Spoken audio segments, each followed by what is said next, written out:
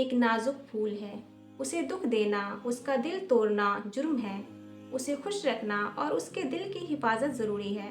वह सिर्फ मोहब्बत, इज़्ज़त, एहतराम, भरोसे और खुशियों की हकदार है। अस्सलामु अलैकुम वरहमतुल्लाहि वबरकातुहू। कैसे हैं आप सब? उम्मीद करती हूँ आप लोग बखैर होंगे। मैं हूँ सबा और आज मैं आप लोगों को एक नेक बीवी का खूबसूरत सा वाक़या सुनाने जा रही हूँ। ये एक सच्चा वाक़या है, इसे अरबी अदब से तर्जुमा किया गया है। गौर कीजिएगा। बिस्मिल्लाहिर्रहमानिर्रहीम। एक शख्स ने अपनी बीवी को उसके बच्चों के ही सामने बड़ी बेदर्दी से मारा, जिससे बच्चे खौफजदा होकर रोने लग गए। बच्चों का यह हाल देखकर माँ रंजीदा हो गई। जैसे ही उसके शौहर ने उसके चेहरे पर मारा तो वह रोते हुए कहने लगी, मैं बच्चों की वजह से रो रही हूँ। और फिर अचानक कहा, मैं जाकर के तेरी शिकायत करूँगी।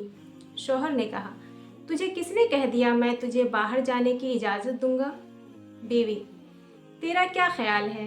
तूने दरवाजे और खिड़कियों समेत सारे राब्ते के दरवाजे बंद कर दिए हैं, इसलिए तू मुझे शिकायत करने से रोक लेगा? शौहर इंतहाई ताज्जुब के साथ, फिर तुम क्या करोगी?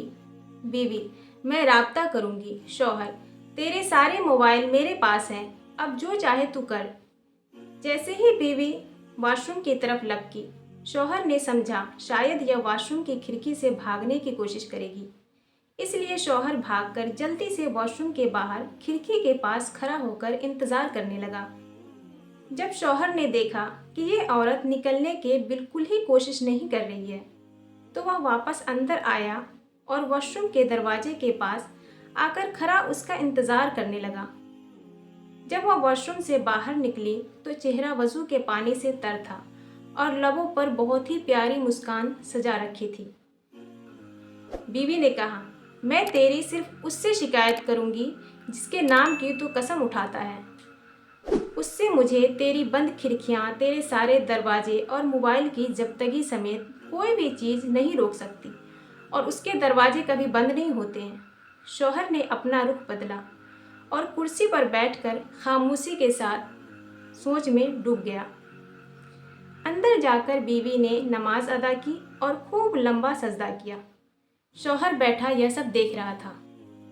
जब वह नमाज से फारिग होकर बारगाहे इलाही में दुआ के लिए हाथ उठाने लगी, तो शौहर उसके तरफ लपका और हाथों को पकड़ लिया और कहा कि क्या सजदे में मेरे लिए की गई बद्दुआएं काफ़ी नहीं है? औरत ने नरम लहजे में कहा कि तेरा क्या ख्याल है कि मैं इस सब के बाद भी जो तूने मेरे साथ किया है, इतनी जल्दी अपने हाथ नीचे कर लूँगी?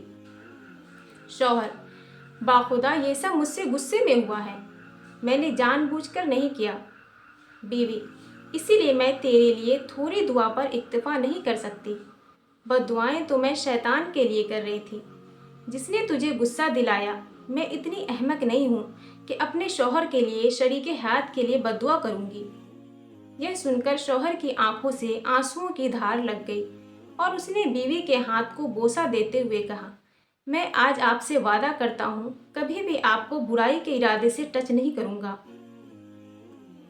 माशाअल्लाह, ये वह नेक बीवी है जिनका अल्लाह और उनके रसूल सल्लल्लाहु अलैहि वसल्लम ने खैर खाही की ताकीद की थी।